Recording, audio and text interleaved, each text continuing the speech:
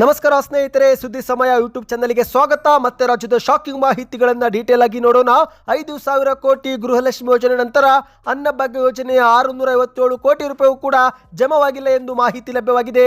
BJP ನಾಯಕರು ಸರ್ಕಾರದ ವಿರುದ್ಧ ಮುಗಿಬಿದ್ದಿದ್ದಾರೆ. ವಿಡಿಯೋನ ನೀವು ಪೂರ್ತಿಯಾಗಿ ನೋಡಿ ಸ್ನೇಹಿತರೆ.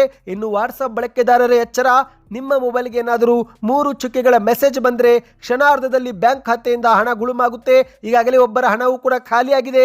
ಏನಿದು ಮಾಹಿತಿ ಎಂಬುದನ್ನು ನೋಡೋಣ ಸ್ನೇಹಿತರೆ. ಮತ್ತು ಈ ಒಂದು ವಿಡಿಯೋ ಮುಖ್ಯವಾಗಿ ಚಿನ್ನ ಪ್ರಿಯರಿಗೆ ತುಂಬಾನೇ ಗುಡ್ ನ್ಯೂಸ್. ಶುಕ್ರವಾರದ ಹೊತ್ತಲ್ಲಿ ಚಿನ್ನದ ಬೆಲೆ ಸಖತ್ತಾಗಿ ಕುಸಿತ ಕಂಡಿದೆ.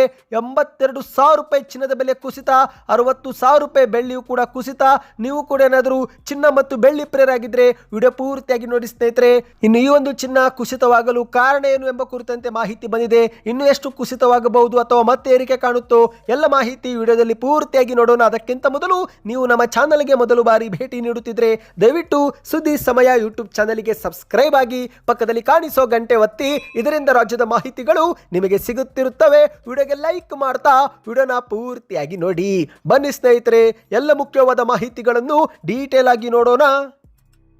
ನೀವು ಕೂಡ ಗೃಹಲಕ್ಷ್ಮಿ ಯೋಜನೆಯ ಫಲಾನುಭವಿಗಳಾಗಿದ್ದರೆ ಜನವರಿ ತಿಂಗಳಲ್ಲಿ 2,000 ರೂಪಾಯಿ ನಿಮಗೆ ಜಮಾವಾಯ್ತಾ? ಕಮೆಂಟ್ ಮಾಡಿ. ಹೌದು, ಮಾಹಿತಿಯ ಪ್ರಕಾರ ಸಾಕಷ್ಟು ಫಲಾನುಭವಿಗಳಿಗೆ ಜನವರಿ ತಿಂಗಳಲ್ಲಿ ಬಾಕಿಯ ಒಂದು ಕಂತು ಜಮವಾಗಿದೆ. ಹೌದು, ಇದು ಸೆಪ್ಟೆಂಬರ್ ತಿಂಗಳ 24ನೇ ಕಂತು ಎಂದು ಹೇಳಲಾಗುತ್ತಿದೆ. ನಿಮ್ಮ ಬ್ಯಾಂಕ್ ಖಾತೆಗೆ 2,000 ರೂಪಾಯಿ ಬಂದಿದ್ರೆ ಕಮೆಂಟ್ನಲ್ಲಿ ಎಸ್ ಎಂದು ಕಮೆಂಟ್ ಮಾಡಿ ಮತ್ತು ಯಾವ ಊರು ಕಮೆಂಟ್ ಮಾಡಿ. ಇದೀಗ ಸ್ನೇಹಿತರೆ, ಗೃಹಲಕ್ಷ್ಮಿ ಯೋಜನೆಯ 5,000 ಕೋಟಿ ಹಣ ಜಮಾ ಆಗಿಲ್ಲ ಎಂಬ ಮಾಹಿತಿ ಇತ್ತೀಚೆಗೆ ಭಾರಿ ಸದ್ದು ಮಾಡಿತ್ತು. ಸದನದಲ್ಲಿ ಬಿಜೆಪಿಯ ಶಾಸಕ ಮಹೇಶ ತೆಂಗಿನಕಾಯಿ ಅವರು ಫೆಬ್ರವರಿ ಮತ್ತು ಮಾರ್ಚ್ ತಿಂಗಳ ಹಣವನ್ನೇ ಹಾಕಿಲ್ಲ ಎಂದು ಗದಗ, ಹಾವೇರಿ ಸೇರಿದಂತೆ 3-4 ಜಿಲ್ಲೆಯ ಮಾಹಿತಿಯನ್ನು ತೋರಿಸಿ ಸರ್ಕಾರಕ್ಕೆ ಬಿಸಿ ಮುಟ್ಟಿಸಿದ್ರು. ಈಗ ಇದೇ ಮಧ್ಯೆ ಅನ್ನಭಾಗ್ಯ ಯೋಜನೆಯೂ ಕೂಡ 657 ಕೋಟಿ ರೂಪಾಯಿ ಹಣ ಜಮಾ ಆಗಿಲ್ಲ ಎಂದು ಹೇಳಲಾಗುತ್ತಿದೆ. ಹೌದು, 5 ಕೆಜಿ ಅಕ್ಕಿ ಬದಲಿಗೆ ಏನು ಹಣವನ್ನು ಸರ್ಕಾರ ನೀಡ್ತಾ ಇತ್ತು ಅದರಲ್ಲಿ 1 ತಿಂಗಳ ಕಂತು ಫಲಾನುಭವಿಗಳು ಪಡೆದುಕೊಂಡಿಲ್ಲ. ಅಂದ್ರೆ ಅಕ್ಕಿಯೂ ಕೂಡ ಕೊಟ್ಟಿಲ್ಲ, ಹಣವೂ ಕೂಡ ಜಮವಾಗಿಲ್ಲ. ಈ ಬಗ್ಗೆ ಬಿಜೆಪಿ ನಾಯಕರು ಮತ್ತೆ ಸರ್ಕಾರದ ವಿರುದ್ಧ ಮುಗಿಬಿದ್ದಿದ್ದಾರೆ. ಹೌದು ಸ್ನೇಹಿತರೆ, ಕಳೆದ ಡಿಸೆಂಬರ್ ತಿಂಗಳಲ್ಲಿ ನಡೆದಂತ ಚಳಿಗಾಲದ ಬೆಳಗಾವಿಯಲ್ಲಿ ಅಧಿವೇಶನದಲ್ಲಿ ಬಯಲಿಗೆ ಬಂದಂತ ಗೃಹಲಕ್ಷ್ಮಿ ಹಗರಣಕ್ಕೆ ಇನ್ನೂ ಕೂಡ ಉತ್ತರ ಸಿಕ್ಕಿಲ್ಲ. ಆದರೆ ಇದೇ ಮಧ್ಯೆ ಅನ್ನಭಾಗ್ಯ ಯೋಜನೆಯಲ್ಲೂ ಕೂಡ ಹಗರಣ ನಡೆದಿದೆ ಎಂದು ಈಗ ಬೆಳಕಿಗೆ ಬಂದಿದೆ. ಹೌದು ಸ್ನೇಹಿತರೆ, ಅನ್ನಭಾಗ್ಯ ಹಣದಲ್ಲೂ ಕೂಡ ಭ್ರಷ್ಟಾಚಾರ ನಡೆದಿರುವ ವಾಸನೆ ನನಗೆ ಬರ್ತಾ ಇದೆ ಎಂದು ವಿಧಾನಸಭೆಯ ವಿಪಕ್ಷ ನಾಯಕರಾಗಿರುವ ಆರೋಶಕ್ ಅವರು ಸರ್ಕಾರದ ವಿರುದ್ಧ ಕಿಡಿಕಾರಿದ್ದಾರೆ. ಅಷ್ಟು ಮಾತ್ರವಲ್ಲ, ಈ ಕುರಿತಂತೆ ಒಂದು ಟ್ವೀಟ್ ಕೂಡ ಮಾಡಿದ್ದಾರೆ ಸ್ನೇಹಿತರೆ. ನೀವು ಸ್ಕ್ರೀನ್ ಮೇಲೆ ಒಂದು ಟ್ವೀಟ್ ನೋಡ್ತಿರಬಹುದು. ಇದು ಬಿಜೆಪಿಯ ವಿಪಕ್ಷ ನಾಯಕ ಆರೋಶಕ್ ಅವರೇ ಮಾಡಿದ ಟ್ವೀಟ್ ಆಗಿದೆ. ಗೃಹಲಕ್ಷ್ಮಿ ನಂತರ ಅನ್ನಭಾಗ್ಯ ಹಣವು ಕೂಡ ಗುಳುಂ. ಕಳೆದ ಡಿಸೆಂಬರ್ನಲ್ಲಿ ಚಳಿಗಾಲದ ಅಧಿವೇಶನದಲ್ಲಿ ಬಯಲಿಗೆ ಬಂದಂತ ಗೃಹಲಕ್ಷ್ಮಿ ಹಗರಣಕ್ಕೆ ಇನ್ನೂ ಉತ್ತರ ಬಂದಿಲ್ಲ. 2025ರ ಫೆಬ್ರವರಿ ಮತ್ತು ಮಾರ್ಚ್ ತಿಂಗಳಲ್ಲಿ ಪಾವತಿ ಆಗಬೇಕಾಗಿದ್ದಂತ 5,000 ಕೋಟಿ ಗೃಹಲಕ್ಷ್ಮಿ ಯೋಜನೆ ಹಣ ಏನಾಯ್ತು, ಯಾವಾಗ ಬಿಡುಗಡೆ ಆಗುತ್ತೆ, ಇಂತಹ ಪ್ರಶ್ನೆಗಳಿಗೆ ಇನ್ನೂ ಉತ್ತರ ಸಿಗದಿರುವಾಗಲೇ ಈಗ ಅನ್ನಭಾಗ್ಯದ ಹಣದಲ್ಲೂ ಕೂಡ ಭ್ರಷ್ಟಾಚಾರ ನಡೆದಿರುವ ವಾಸನೆ ಬರ್ತಾ ಇದೆ. ಸಿಎಂ ಸಿದ್ದರಾಮಯ್ಯನವರೇ ಕಳೆದ ವರ್ಷ ಜನವರಿಯಲ್ಲಿ ಅಕ್ಕಿಯೂ ಕೊಟ್ಟಿಲ್ಲ, ಅಕ್ಕಿಗೆ ಮೀಸಲಿಟ್ಟಿದ್ದ 657 ಕೋಟಿ ಹಣದ ಲೆಕ್ಕವೂ ಕೂಡ ಸಿಗುತ್ತಿಲ್ಲ, ಆಡು ಮುಟ್ಟದ ಸೊಪ್ಪಿಲ್ಲ ಎನ್ನುವಂತೆ ನಿಮ್ಮ ಭ್ರಷ್ಟ ಕಾಂಗ್ರೆಸ್ ಸರ್ಕಾರದಲ್ಲಿ ಭ್ರಷ್ಟಾಚಾರ ನಡೆದ ಇಲಾಖೆಯೂ ಇಲ್ಲ, ಲೂಟಿ ಹೊಡೆಯದ ಸಚಿವರು ಇಲ್ಲ ಎಂದು ಆರೋಶಕ್ ಅವರು ಟ್ವೀಟ್ ಮಾಡಿ ವ್ಯಂಗ್ಯವಾಡಿದ್ದಾರೆ. ಅಂದ ಹಾಗೆ ಸ್ನೇಹಿತರೆ, ಸದ್ಯ ಈ ಕುರಿತಂತೆ ಸ್ವತಃ ಬಿಜೆಪಿಯ ಮತ್ತೊಬ್ಬ ಶಾಸಕರಾಗಿರುವ ಮಹೇಶ ತೆಂಗಿನಕಾಯಿ ಅವರು ಕೂಡ ಮಾಧ್ಯಮಗಳ ಮುಂದೆ ಮಾತನಾಡಿದ್ದಾರೆ.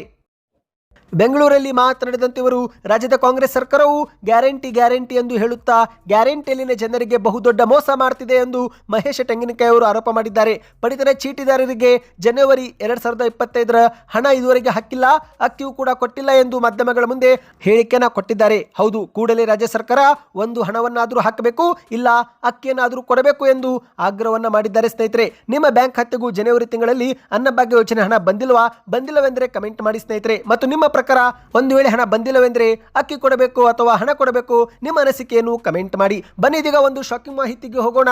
ವಾಟ್ಸಪ್ ಬಳಕೆದಾರರೇ ಎಚ್ಚರ, ನಿಮ್ಮ ಮೊಬೈಲ್ಗೆ ವಾಟ್ಸಪ್ ನಲ್ಲಿ 3 ಚುಕ್ಕೆಗಳ ಮೆಸೇಜ್ ಬಂದ್ರೆ ಕ್ಷಣ ಮಾತ್ರದಲ್ಲಿ ನಿಮ್ಮ ಬ್ಯಾಂಕ್ ಖಾತೆಯಿಂದ ಹಣ ಲಪಟಾಯಿಸಲಾಗುತ್ತೆ. ಹೌದು, ಸೈಬರ್ ಅಪರಾಧಿಗಳು ದಿನಕ್ಕೊಂದು ಹೊಸ ದಾರಿ ಹುಡುಕುತ್ತಿದ್ದು ಇದೀಗ ಕೇವಲ ಒಂದು ಸಣ್ಣ ಡಾಟ್ ಅಂದ್ರೆ ಸಣ್ಣ ಚಿಕ್ಕೆ ಇರುವ ವಾಟ್ಸಪ್ ಸಂದೇಶ ಮೂಲಕ ವ್ಯಕ್ತಿಯೊಬ್ಬರ ಬ್ಯಾಂಕ್ ಖಾತೆಯಿಂದ ಹಣ ಕದಿಯಲಾಗಿದೆ. ಹೌದು, ಅಹಮದಾಬಾದ್ನಲ್ಲಿ ಈ ಒಂದು ಘಟನೆ ನಡೆದಿರುವಂಥದ್ದು. ಯಾವುದೇ OTP ಕೂಡ ಕೊಟ್ಟಿಲ್ಲ. ಆದರೂ ಕೂಡ ಬರೋಬ್ಬರಿ 3,40,000 ರೂಪಾಯಿ ಹಣವನ್ನ ಕಳೆದುಕೊಂಡಿದ್ದಾರೆ. ಅಹಮದಾಬಾದ್ನ ನರೋಲ ನಿವಾಸಿ ಗೋಪಾಲ್ ಎನ್ನುವರು ಈ ಒಂದು ಹಣವನ್ನ ಕಳೆದುಕೊಂಡಿದ್ದು ಸೈಬರ್ ವಂಚನೆಗೆ ಬಲಿಯಾಗಿದ್ದಾರೆ. ಹೌದು ಸ್ನೇಹಿತರೆ, ಇವರ ಮೊಬೈಲ್ ವಾಟ್ಸ್ಆಪ್ಗೆ ಮೊದಲು ಒಂದು ಸಣ್ಣ ಚುಕ್ಕೆ ಬಂದಿತ್ತು, ನಂತರ ಮತ್ತೊಂದು ಚುಕ್ಕೆ, ಹೀಗೆ 3 ಚುಕ್ಕೆಗಳು ಮೇಲಿಂದ ಮೇಲೆ ಬಂದಿದೆ. ಕ್ಷಣ ಮಾತ್ರದಲ್ಲೇ ಗೋಪಾಲ್ ಅವರ ಮೊಬೈಲ್ ಹ್ಯಾಂಗ್ ಆಗಲು ಶುರುವಾಗಿದೆ. ಏನಾಗುತ್ತಿದೆ ಎಂದು ತಿಳಿಯುವಷ್ಟರಲ್ಲಿ ಬ್ಯಾಂಕ್ ಖಾತೆಯಿಂದ ಬರೋಬ್ಬರಿ 3,40,000 ರೂಪಾಯಿ ಹಣವು ಡ್ರಾ ಮಾಡಲಾಗಿದೆ. ಹೌದು ಸ್ನೇಹಿತರೆ, ಇದೊಂದು ಶಾಕಿಂಗ್ ಮಾಹಿತಿಯಾಗಿದೆ. ಯಾವುದೇ OTP ಕೂಡ ಕೊಟ್ಟಿಲ್ಲ, ಅಂದ್ರೂ ಕೂಡ ಹಣ ಇದೀಗ ಕದಿಯಲಾಗಿದೆ. ಹಾಗಾಗಿ ನಿಮ್ಮ ಮೊಬೈಲ್ಗೆ ಯಾರಾದರೂ ಮೆಸೇಜ್ ಮಾಡಿದರೆ, ಲಿಂಕ್ ಕಳುಹಿಸಿದರೆ ಅಥವಾ ಅಪರಿಚಿತ ಸಂಖ್ಯೆಯಿಂದ ವಿಡಿಯೋ ಕಾಲ್ ಬಂದರೆ ಸ್ವೀಕರಿಸಲು ಹೋಗಬೇಡಿ ಸ್ನೇಹಿತರೆ. ಅಂದ ಹಾಗೆ ಇವರು ಯಾವುದೇ OTP ಶೇರ್ ಮಾಡಿಲ್ಲ, ಆದರೂ ಕೂಡ ಮೊಬೈಲ್ ಹ್ಯಾಂಗ್ ಆಗಿ ಈ ಒಂದು ಹಣವನ್ನು ಕಳೆದುಕೊಂಡಿದ್ದಾರೆ. ಮಾಹಿತಿಯ ಪ್ರಕಾರ ಸ್ನೇಹಿತರೆ, ಇವರಿಗೆ ಮೊದಲು ಒಂದು ಕರೆ ಬಂದಿತ್ತಂತೆ. ಕರೆಯಲ್ಲಿ KYC ಅಪ್ಡೇಟ್ ಮಾಡುವಂತೆ ಹೇಳಿಕೊಡಲಾಗಿತ್ತು. ಆದರೆ ಇವರು ಜಾಗರೂಕರಾಗಿ ಕರೆಯನ್ನ ಕಟ್ ಮಾಡಿದ್ರು.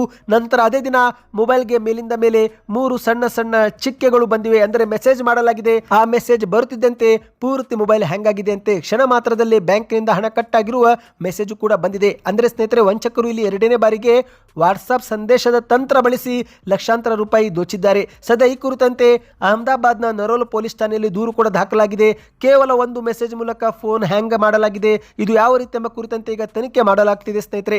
ಸೈಬರ್ ತಜ್ಞರ ಪ್ರಕಾರ ಇಂತಹ ಸಂದೇಶಗಳ ಮೂಲಕ ಫೋನ್ಗೆ ಮಾರ್ವೆಲ್ ಅಂದರೆ ವೈರಸ್ ಕಳುಹಿಸಿ ಬ್ಯಾಂಕಿಂಗ್ ಮಾಹಿತಿ ಕದಿಯುತ್ತಿದ್ದಾರೆ ಎಂದು ಸದ್ಯ ಈಗ ಹೇಳಲಾಗ್ತಿದೆ. ಹಾಗಾಗಿ ನಿಮ್ಮ ಒಂದು ವಾಟ್ಸಪ್ನಿಂದ ನೀವು ಹುಷಾರಾಗಿರಿ ಸ್ನೇಹಿತರೆ. ಯಾವುದಾದ್ರೂ ಅಪರಿಚಿತ ಸಂಖ್ಯೆ ಬಂದರೆ, ಮೆಸೇಜ್ ಬಂದರೆ ಅಥವಾ ಲಿಂಕ್ ಬಂದರೆ ಯಾವುದೂ ಕೂಡ ಸ್ವೀಕರಿಸಬೇಡಿ, ಕ್ಲಿಕ್ ಕೂಡ ಮಾಡಲು ಹೋಗಬೇಡಿ. ಯಾಕೆಂದರೆ ಆ ಒಂದು ಮೆಸೇಜ್ ಕ್ಲಿಕ್ ಮಾಡುತ್ತಿದ್ದಂತೆ ನಿಮ್ಮ ಮೊಬೈಲು ಹ್ಯಾಂಗ್ ಆಗುವ ಸಾಧ್ಯತೆ ಇರುತ್ತೆ. ಬನ್ನಿದೀಗ ಒಂದು ಮುಖ್ಯವಾದ ಮಾಹಿತಿಗೆ ಹೋಗೋಣ. ಕೊನೆಗೂ ಚಿನ್ನ ಪ್ರಿಯರಿಗೆ ಶುಭ ವಾರ್ತೆ. ಹೌದು, ಚಿನ್ನ ಪ್ರಿಯರು ಸಂತೋಷ ಪಡುವಂತ ದಿನ. ಬರೋಬ್ಬರಿ 82,300 ರೂಪಾಯಿ ಕುಸಿತ. ಹೌದು ಸ್ನೇಹಿತರೆ, ಇತ್ತೀಚಿನ ದಿನಗಳಲ್ಲಿ ಚಿನ್ನದ ಬೆಲೆ ಏರಿಕೆಯಿಂದ ಗ್ರಾಹಕರು ಹೈರಾಣಾಗಿ ಹೋಗಿದ್ದಾರೆ. ಅದರಲ್ಲೂ ಬಡವರು, ಮಧ್ಯಮ ವರ್ಗದವರು ಚಿನ್ನ ಖರೀದಿ ಮಾಡುವ ಆಸೆಯನ್ನೇ ಬಿಟ್ಟಿದ್ದಾರೆ. ಈಗ ನಿನ್ನೆ ಪ್ರತಿ ಗ್ರಾಮ್ನಲ್ಲಿ 1,000 ರೂಪಾಯಿ ಏರಿಕೆ ಆಗಿತ್ತು. ಈಗ ಶುಕ್ರವಾರ ಗುಡ್ ನ್ಯೂಸ್ ಎನ್ನುವಂತೆ ನಿನ್ನೆ ಎಷ್ಟು ಏರಿಕೆ ಆಗಿತ್ತು, ಈಗ ಅಷ್ಟೇ ಮತ್ತೆ ಇಳಿಕೆ ಆಗಿದೆ. ಹಾಗಾಗಿ ಚಿನ್ನ ಪ್ರಿಯರಿಗೆ ಇದೊಂದು ರೀತಿ ಶುಭ ದಿನ ಎನ್ನುವಂತಾಗಿದೆ. ಹೌದು ಸ್ನೇಹಿತರೆ, ಖುಷಿ ಪಡುವ ಅಗತ್ಯವಿಲ್ಲ. ಯಾಕಂದ್ರೆ ಚಿನ್ನದ ಬೆಲೆ ನಿನ್ನೆ ಎಷ್ಟು ಏರಿಕೆ ಆಗಿತ್ತು ಅಷ್ಟೇ ಇಳಿಕೆ ಆಗಿದೆ. ಆದರೂ ಕೂಡ ಸ್ನೇಹಿತರೆ, ಒಂದು ರೀತಿಯಲ್ಲಿ ಚಿನ್ನ ಖರೀದಿ ಮಾಡಲು ಇದು ಮತ್ತೆ ಉತ್ತಮ ಸಮಯ. 24 ಕ್ಯಾರೆಟ್, 22 ಕ್ಯಾರೆಟ್ ಮತ್ತು 18 ಕ್ಯಾರೆಟ್ ಚಿನ್ನದ ಬೆಲೆ ಈಗ ಮತ್ತೆ ಇಳಿಕೆ ಆಗಿದೆ. ಹೌದು, ಜನವರಿ 30ರ ಮಾರುಕಟ್ಟೆ ಪ್ರಕಾರ 24 ಕ್ಯಾರೆಟ್ ಪ್ರತಿ 1 ಗ್ರಾಮ್ ಚಿನ್ನ ಇದೀಗ 17,062 ರೂಪಾಯಿ. ನಿನ್ನೆ ಇದು 17,885 ರೂಪಾಯಿ ಆಗಿತ್ತು ಸ್ನೇಹಿತರೆ. ನಿನ್ನೆಗಿಂತ ಇವತ್ತು 823 ರೂಪಾಯಿ ಇಳಿಕೆ ಆಗಿದೆ ಎಂದು ಹೇಳಲಾಗಿದೆ. ಇನ್ನು ಅದೇ ರೀತಿ ಸ್ನೇಹಿತರೆ, ಬೆಳ್ಳಿ ಬೆಲೆಯೂ ಕೂಡ ಕುಸಿತವಾಗಿರುವಂತದ್ದು. ಹೌದು, ನಿನ್ನೆ 4,20,000 ರೂಪಾಯಿ ಬೆಳ್ಳಿ ಟಚ್ ಮಾಡಿತ್ತು. ಈಗ ಬೆಳಿಗ್ಗೆ ಅದು ಮತ್ತೆ ಕುಸಿತವಾಗಿದೆ, 3,95,000 ರೂಪಾಯಿ ಆಗಿದೆ. ಅಂದ್ರೆ ಸರಿಸುಮಾರು 25,000 ರೂಪಾಯಿವರೆಗೆ ಬೆಳ್ಳಿ ಕುಸಿತ ಕಂಡಿದೆ ಸ್ನೇಹಿತರೆ. ಅಂದ ಹಾಗೆ ಬಂಗಾರದ ಈ ಒಂದು ಭಾರಿ ಕುಸಿತಕ್ಕೆ ಕಾರಣ ಏನು ಎಂಬ ಕುರಿತಂತೆ ಮಾಹಿತಿ ಬಂದಿದೆ. ಹೌದು, ಚಿನ್ನ ಮತ್ತು ಬೆಳ್ಳಿಯ ಈ ಒಂದು ದಿಢೀರನೆ ಕುಸಿತಕ್ಕೆ ಮುಖ್ಯ ಕಾರಣವೇ ಅಂತಾರಾಷ್ಟ್ರೀಯ ಮಾರುಕಟ್ಟೆಯಲ್ಲಿ ಎಷ್ಟೋ ಜನರು ಚಿನ್ನವನ್ನ ಸೇಲ್ ಮಾಡಿದ್ದಾರೆ. ಹೌದು, ಇಷ್ಟು ದಿನ ಏನು ಚಿನ್ನವನ್ನ ಖರೀದಿ ಮಾಡುತ್ತಿದ್ರು, ಡಾಲರ್ ಮೌಲ್ಯದಲ್ಲಿ ಚಿನ್ನವನ್ನ ಖರೀದಿ ಮಾಡುತ್ತಿದ್ರು, ಈಗ ನಿನ್ನೆ ಅದು ಏಕಾಏಕಿ ಸೇಲ್ ಮಾಡಲಾಗಿದೆ ಸ್ನೇಹಿತರೆ. ಮತ್ತು ಇದೇ ಮಧ್ಯೆ ಅಮೆರಿಕದ ಡಾಲರ್ ಮೌಲ್ಯದಲ್ಲೂ ಕೂಡ ಜಿಗಿತವಾಗಿದ್ದರಿಂದಲೇ ಚಿನ್ನದ ಬೆಲೆ ಕುಸಿತವಾಗಿದೆ. ಮೊದಲಿಗೆ ಸ್ನೇಹಿತರೆ, ಅಂತಾರಾಷ್ಟ್ರೀಯ ಮಾರುಕಟ್ಟೆಯಲ್ಲಿ ಚಿನ್ನದ ಬೆಲೆ ಕುಸಿತಿದೆ. ಹಾಗಾಗಿ ಇದರ ಪರಿಣಾಮ ಭಾರತದ ಮೇಲೂ ಕೂಡ ಬಿದ್ದಿದೆ. ಹೌದು, ಅಂತಾರಾಷ್ಟ್ರೀಯ ಮಾರುಕಟ್ಟೆಯಲ್ಲಿ ಚಿನ್ನದ ಬೆಲೆಯಲ್ಲಿ 4% ಹೆಚ್ಚು ಕುಸಿತ ಕಂಡಿದ್ದು, ಇದರ ಪರಿಣಾಮವಾಗಿಯೇ 11 ಗಂಟೆ ನಂತರ ಭಾರತದ ಮಾರುಕಟ್ಟೆಯಲ್ಲೂ ಕೂಡ ಚಿನ್ನದ ಬೆಲೆ ಕುಸಿತವಾಗಿದೆ ಸ್ನೇಹಿತರೆ. 24 ಕ್ಯಾರೆಟ್ ಪ್ರತಿ ಗ್ರಾಮ್ ಈಗ 823 ರೂಪಾಯಿ ಕುಸಿತ ಕಂಡಿದೆ. ಅಂದರೆ ನಿನ್ನೆ 17,900 ರೂಪಾಯಿ ಇತ್ತು, ಈಗ ಅದು 17,062 ರೂಪಾಯಿ ಆಗಿದೆ. ಅಂದರೆ ಆಸುಪಾಸು 1 ಗ್ರಾಮ್ಗೆ 823 ರೂಪಾಯಿ, 10 ಗ್ರಾಮ್ಗೆ 8,200 ರೂಪಾಯಿ, 100 ಗ್ರಾಮ್ಗೆ 82,000 ರೂಪಾಯಿವರೆಗೆ ಚಿನ್ನ ಕುಸಿತವಾಗಿರುವಂಥದ್ದು. ಅಂದಹಾಗೆ ಸ್ನೇಹಿತರೆ, ತಜ್ಞರ ಪ್ರಕಾರ ಚಿನ್ನ ಮತ್ತು ಬೆಳ್ಳಿಯ ಮತ್ತೊಂದು ಕುಸಿತಕ್ಕೆ ಕಾರಣವೇ ಷೇರು ಮಾರುಕಟ್ಟೆಯಲ್ಲಿ ಚಿನ್ನ ಏನು ಇಷ್ಟು ದಿನ ಖರೀದಿ ಮಾಡಿದ್ರು ಅದನ್ನ ಸೆಲ್ ಮಾಡಲಾಗಿದೆ ಅಂತೆ. ದೊಡ್ಡ ಮಟ್ಟದಲ್ಲಿ ಸೆಲ್ ಮಾಡಿದ್ದರಿಂದಲೇ ಚಿನ್ನದ ಬೆಲೆಯಲ್ಲಿ ಕುಸಿತವಾಗಿದೆ ಎಂದು ಕೂಡ ಹೇಳಲಾಗ್ತಾ ಇದೆ. ಆದರೆ ಈ ಒಂದು ಕುಸಿತ ಶಾಶ್ವತವಲ್ಲ, ಮತ್ತೊಮ್ಮೆ ಚಿನ್ನ ಏರಿಕೆ ಆಗುತ್ತೆ ಎಂದಲೇ ಅಮೆರಿಕದ ತಜ್ಞರು ಅಭಿಪ್ರಾಯಪಟ್ಟಿದ್ದಾರೆ. ಯಾಕಂದ್ರೆ ಸ್ನೇಹಿತರೆ, ಷೇರು ಮಾರುಕಟ್ಟೆಯಲ್ಲಿ ಮತ್ತೊಮ್ಮೆ ಚಿನ್ನ ಈಗಾಗಲೇ 1% ರಿಕವರಿ ಮಾಡಿದೆ. ಅಂದ್ರೆ ಏನು 4% ಚಿನ್ನ ಬಿದ್ದಿತ್ತು, ಈಗ ಮತ್ತೆ 1% ಅಪ್ ಆಗಿದೆ, ಮೇಲೆ ಬಂದಿದೆ ಸ್ನೇಹಿತರೆ. ಈ ಮೂಲಕ ಈಗ ಮತ್ತೆ ಸೋಮವಾರ ಹೊಸ ಬೆಲೆಯನ್ನು ನಾವು ನೋಡಬಹುದಾಗಿದೆ. ಮತ್ತು ಇದೇ ಮಧ್ಯೆ ಫೆಬ್ರವರಿ 1 ರವಿವಾರ ಕೇಂದ್ರ ಸರ್ಕಾರ ಬಜೆಟ್ ಮಂಡನೆ ಮಾಡಲಿದ್ದು, ಹಾಗಾಗಿ ಬಜೆಟ್ ನಲ್ಲಿ ಒಂದೊಮ್ಮೆ ಏನಾದರೂ ಚಿನ್ನಗಳ ಮೇಲಿನ ಆಮದು ಸುಂಕ ತೆಗೆದ್ರೆ, ಕಡಿಮೆ ಮಾಡಿದ್ರೆ ಆಗ ಚಿನ್ನದ ಬೆಲೆ ಸ್ವಲ್ಪ ನಾವು ಕುಸಿತವನ್ನು ನೋಡಬಹುದು. ಅಂದ್ರೆ 1,68,000 ಅಥವಾ 1,69,000 ಆಸುಪಾಸು ಚಿನ್ನ ಬರಬಹುದು ಎಂದು ಕೂಡ ಅಂದಾಜು ಮಾಡಲಾಗಿದೆ. ನಿಮ್ಮ ಪ್ರಕಾರ ಚಿನ್ನ ಕುಸಿತವಾಗಬೇಕು, ಏರಿಕೆ ಆಗಬೇಕು? ಕಮೆಂಟ್ ಮಾಡಿ. ಮತ್ತು ನೀವೇನಾದರೂ ಚಿನ್ನ ಖರೀದಿ ಮಾಡಲು ಯೋಚಿಸುತ್ತಿದ್ರೆ ಸಮಯ ವ್ಯರ್ಥ ಮಾಡಬೇಡಿ, ಯಾಕಂದ್ರೆ ಚಿನ್ನ ಇನ್ನೂ ಏರಿಕೆ ಆಗುತ್ತಂತೆ. ಡಿಸೆಂಬರ್ ಹಂತದ ವೇಳೆಗೆ ಚಿನ್ನದ ಬೆಲೆ 2 ಲಕ್ಷ ಗಡಿ ದಾಟುವುದರಲ್ಲಿ ಆಶ್ಚರ್ಯವಿಲ್ಲ ಸ್ನೇಹಿತರೆ. ಸದ್ಯಕ್ಕೆ ಎಷ್ಟೇ ಆಯ್ತು ಮಾಹಿತಿ ಇಷ್ಟವಾಯ್ತಾ? ವಿಡಿಯೋಗೆ ಲೈಕ್ ಮಾಡ್ತಾ ಚಾನಲ್ಗೆ ದಯವಿಟ್ಟು ಸಬ್ಸ್ಕ್ರೈಬ್ ಆಗಿ.